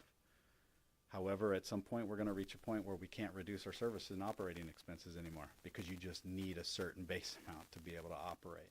So we can't indefinitely, just year after year, continue to reduce those expenses. So at some point those two collide, and there may be a need to look at staff. And again, I'm just going to say it again. I'll say it every day, anytime you want to hear it. Enrollment is our biggest threat. There's no 2 ways about it. If we could solve the enrollment problem, we would solve our budget problem. May revision revenue forecast is based on a scenario that assumes continued economic growth. There was no recession projected with the May revision, so none of the projections in the budget that you have in your packets takes that into account. And then, of course, there's always risk outside of California that could affect our our budget that we need to be aware of, right? Things can happen in the world that harm California. I love your, It is what it is. I love your third one. Yeah, just turn on the news these days. So next steps, and actually before I do that, one thing I will address is so we did talk about printing, and Stephanie, you had asked about that. So it was an unfortunate process, right? And so less learned. I said since I've come on board, my thing is collaboration, and certainly have tried to do that. Sometimes you don't hit the mark, and this was a big swing and a miss. However, it actually turned out to be provident. So based on the feedback we got back from the teachers, I just rolled up the sleeves, spent more time on printers than I should ever have to. Contacted the one vendor, brought in a second vendor, and started making them sharpen their tools against each other, to be quite honest. And so it just became a negotiation game. So after about 8 or 9 proposals now, I can proudly say, looks like we will stay pat with the current setup, and still save $18,000 a year. So the same contract we started with 3 years ago, printer prices have actually, and copiers prices have actually gone up, and yet we're $18,000 cheaper. So that, so teachers, we heard you. So, it takes a lot of work to get there, but it does. Anybody that's worked on the private side knows there's margin. And if you don't ask, they're not going to give it to you. And so, we do owe some gratitude to our current vendor, because that's who we will stay with, MBS, Monterey Bay Systems. They bent over backwards for us, to the point that they will actually, the owner offered they will buy all the printers that we have in the teacher classrooms. They're going to buy that at the end. The lease expires this summer, so we're going into a new lease. They're going to buy them for us so that we don't even have to move them out of the rooms. They're going to provide Brianna with assistance in getting everything set up and refreshed. The other thing that's not included in the numbers is we now will be able to actually, at a copier machine, put it into our Google Drive instead of having to have it come in an email and then save it with a new name and then push it over to your file. You can do it directly now. And we also got we will be getting some software, an upgrade to our current software that will allow us to actually monitor usage. So we can actually start to get a baseline and then have discussions around those that are maybe doing more printing than they should. And that's the way it really should be, right? Let's start with what we have, where we are, and then we'll monitor and go forward and make change. So it turned out to be a really good thing, right? So, and we held off on making it public for this meeting so that our teachers would know we heard you, we value you. That was never the intention. It was all with the best of intentions. What company did you go with? Monterey Bay Systems. Where are they at? They're local. So Salinas. Yeah. So they've been our vendor, I think, for about 3 years, 4 years. Excellent. Just can't say enough about them. Do we have any way to thank them? Well, We certainly have ways to we thank could them, but- certainly always bring the rep in Yeah. to the next meeting if you wanted to recognize him. I'm sure that would mean a lot to him. Yeah. He really did go to bat for us and advocated and was even concerned about the impact on Brianna and her staff, and so got some concessions. That's how we got the purchase buyout for the printers, was really in deference to the pinch she was feeling by now having to support so many machines. And that was really one of the drivers also for why we looked to maybe go towards what everybody else was doing, right? And so lesson learned, right? Yeah. Well, so Sometimes the make it best so. Let's do intentions that aren't in the right August. solution, Yeah, right? that'd be That's right. great. So that's where we're there. So back to just to recap the next steps, because everybody's getting very tired. Rest of this month, after today, go back, make a few little last minute tweaks, make sure we caught all of our expenses and revenues, get it finalized, get it through the state reporting system and submit it to the county office. It'll come to you on the 19th for your formal adoption, and then we start rolling forward. July and August, we'll close our books for this year. I'm hoping we find all kinds of money that's sitting there that did not get spent. There is some for sure, absolutely, which is good. Mid-August, we start doing we'll probably end up this year doing a May revision, or a 45-day revision, they call it, because I have a feeling the situation's going to still change. It's very fluid at the government right now. So that'll be another budget revision that we will bring to the board. And then in September, we'll do our actual closing after we've gone through some work with auditors as well. But that'll be the unaudited actuals that get submitted to the state. Again, we'll bring it to you in September, October, just to present it to you. And we just keep rolling along in the cycle of life, right? We just keep going again. Only this time, hopefully, much more inclusive, much more collaborative, and all voices heard.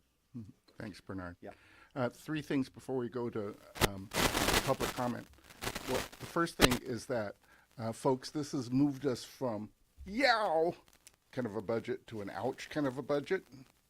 But the next 2 years are going right back into the yow. So second point, Mr. Dodd, in addition to the meetings that we've been having with staff, Bernard and I are going to take an abbreviated version of this thing and come out and start conversations with the teachers about budget, and we're going to continue that on as we move ahead, because just as I said to Mrs. Vieira, we want the teachers to be part of this process, and we want to open up a transparent conversation about this, and we think that that's the best way to do it. So at least the two of us, and maybe him, will be out and talking about that. Yeah. And then the third thing is that this is all that we saw happen is the result of a heck of a lot of work on Bernard's part. And so as a board, I think we need to really thank you for all of this effort to, one, make it happen, and two, be able to explain it to us.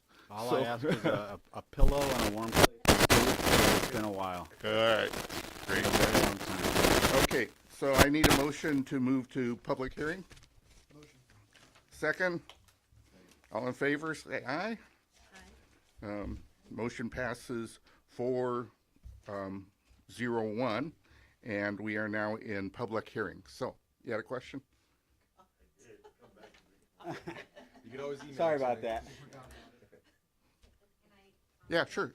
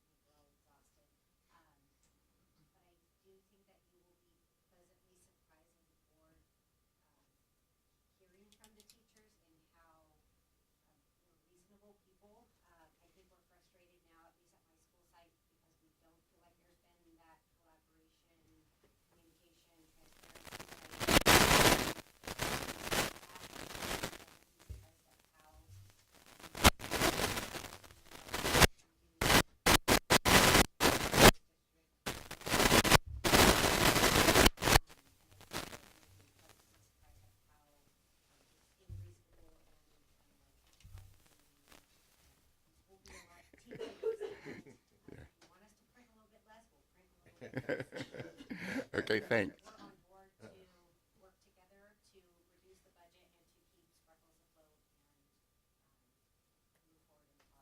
Yeah, and we're hearing that, and thanks. Expect nothing less. We'll make sure that we're trying to continuously improve our communication practices both ways. Okay. Any other during? Okay, you haven't got one. All right, motion to adjourn from public hearing. Second. All in favor say aye. Aye. Any opposed? Motion passes 4-0-1. I have a motion to cancel the July 4th board meeting. And that's just our regular July meeting. Second. I'll second it. Okay. Turn the page. All right. All in favor say aye. Aye. Any opposed? Motion passes 401. You want to tell us about the bullying thing, or shall we table it? I can do it really quickly. So you Okay. have the whole Buena Vista handbook for next year in there, and I mentioned last time there's a section about where to add some more behavior recognition, positive behavior recognition in there. And there's also pages that are like explicitly list the types of bullying, so kids know. But yeah, read it at your pleasure because it's late. Okay. So does that mean we're gonna come back to it in August?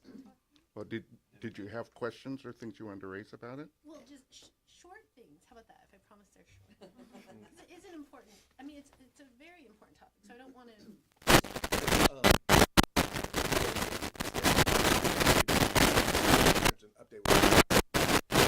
I'll just make my short comments.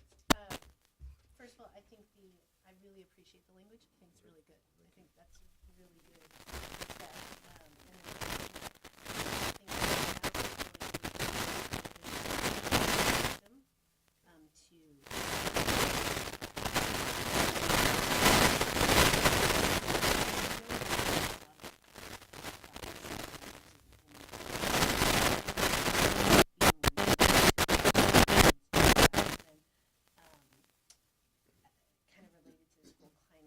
There was nowhere else to bring this up, but I think it's important. I'll bring it up again. I saw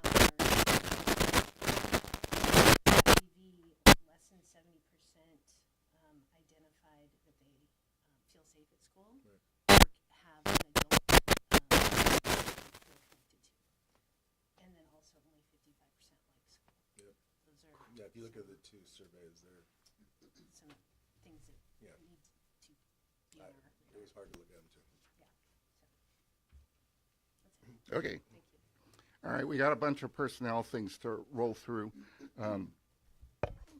just because it's this meeting. So I'm going to roll. If you guys need to ask questions or anything, stop me, okay? Okay, so I need a motion for the final read of the music teacher job. This is the one that combines some things and focuses on the Focus more on the elementary. K-5 so we can have a crew. Second, all in favor say aye. Any opposed? Motion passes 401. Final read of the school site secretary job description. That includes that reporting piece. Well, yeah, and it changes their range because they're asked to do a little bit more. Yeah. Can I get a motion? I'll motion. Second? Any discussion? All in favor say aye. Motion passes 401. The 23-24 CSCA Appendix D classified salary ranges. You want to tell us exactly? The next 4 or 5 are all just cleanups. We brought this to you last month, but some are just changed, make sure that the number of days per year, which is changed, is accurate for the year. Couple cleanups. It's all cleanup stuff, right? Yeah. You've seen all this. None of this is new other than Right. some right dates and some right days. And Okay, so can I get a motion to approve? Second? All in favor say aye. Motion passes 401. The 23-24 management salary schedule revised, cleaned up. Thank you. Second? All in favor say aye. Motion passes 401. The 23-24 salary schedule for certificated revised. This is same thing as the days of the year. okay. Thank you. Second? I'll second. All in favor say aye. Motion passes 401. The 24-25 salary schedule certificated, another date. Thank you. Second? I'll second. All in favor say aye. Motion passes 401. 23-24 salary schedule for the counselor revised. Can I get a motion to approve? I'll motion. Second? All in favor say aye. Motion passes 401. Salary schedule for the counselor. Can I get a motion to approve? I'll motion. Second? All in favor say aye. Motion passes 401. 6.9 is salary schedule for SLP. Yep. Same, yep. You're going to move it. I'm ready. Stephanie's ready. Second? I'll second. Okay, all in favor say aye. Motion passes 401. There's another salary schedule for SLP. Thank you. Second? All in favor say aye. Motion passes 401. Declaration of need for fully qualified educators so they can do recruitment. Motion to approve? Motion. Second? All in favor say aye. 401. Now Monica can go to work with that. The annual statement of need for a 30-day substitute and designated subjects, blah, blah, blah. Can I get a motion to approve? Motion to approve. Thank you. Second? All in favor say aye. 401. See what we can accomplish in a quick time. Yeah, that's great. Okay, you want to? Okay. And Brianna, she's a board member for. Invite me, please. Yeah, okay. Action, the final read of policies, March policy guide sheet. Can I get a motion to approve? I'll motion it. Second? All in favor say aye. Motion passes 401. The final read of the policy on cybersecurity and data privacy. Can I get a motion to approve? Motion. Thank you. Second? I'll second. All in favor say aye. Aye. Motion passes 401. Okay, now we have these two items where we have a ratification of a superintendent contract of employment, and then we have a ratification of the superintendent principal contract of employment. And the difference is the first one is just having Eric remain as superintendent, and the second one is number 7.5 is having Eric serve as superintendent and principal at Buena Vista. And he is doing this with only a little arm twisting. And he, I definitely think it would be good for the district, and that, you know, well, and then there's some cost savings involved in this for the district. So, do you want to say anything more about that? Just be careful what you ask for. If you don't want it, say now, no. Okay, so someone needs to move either 7.4, which is just him as the superintendent, or 7.5, which is him as the superintendent and the principal at Buena Vista.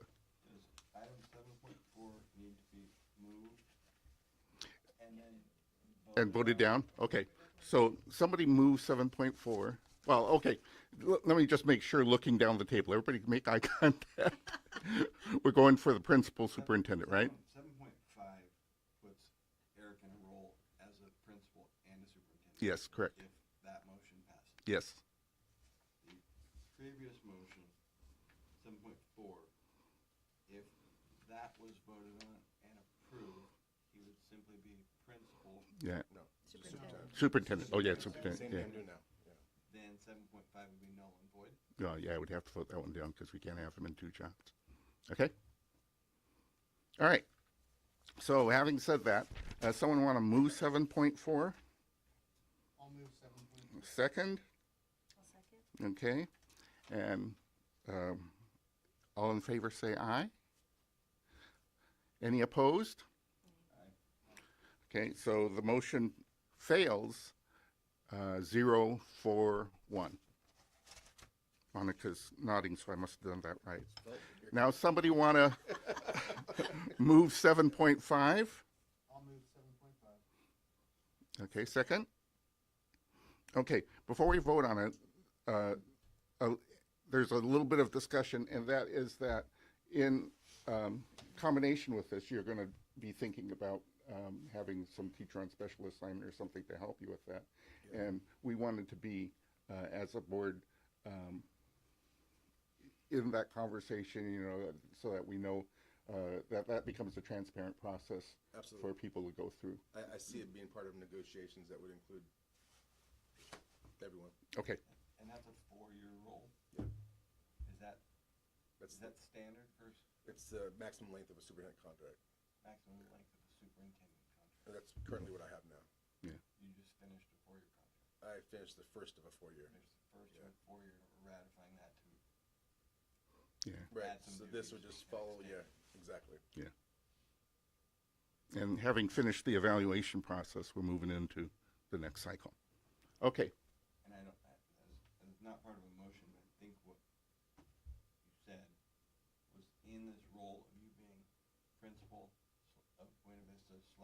superintendent of the district, you will seek out at some point someone to act as an assistant type? Probably, the term probably like a teaching vice principal, free up a teacher for maybe a period and provide some compensation. Yeah. And that's a conversation that will, Evolve. yeah, Yeah. negotiate with the teachers and kind of get what they think would work as well and where our schedule allows. Got it. Look at all the pieces. And we'll come back to that. Okay? Okay, second? Aye. Oh, we already did that. So now we can vote. All in favor say aye. Aye. Any opposed? Motion passes 4-0-1. Monica, give me a nod. Okay. Ooh, a little bit of applause. Hey, no booze, right? Okay, I need a motion to approve the consent items. Second? All in favor, say aye. Aye. Any opposed? Motion passes 4-0-1. We're going to have another meeting this month for the budget. On June 18th at 1 o'clock. Yep. Probably an open session, 12:45, so we have a real short closed session, so 12:45, and then just a few items will be on there. Yeah. And hopefully the bond presentation. Oh, So it'll be LCAP, it won't be long, but it'll be like LCAP, budget, and that bond presentation. Yeah, but these are usually very brief. Yeah. so still like an hour. Yeah. Yeah. Oh, yeah. 1 to 2 at most. Okay, so with that reminder, our next meeting isn't until August, whatever the August date is. And can I get a motion to adjourn? Thank you. Anybody want a second? You may. All in favor, say aye. Okay, motion passes 4-0-1, and we're done.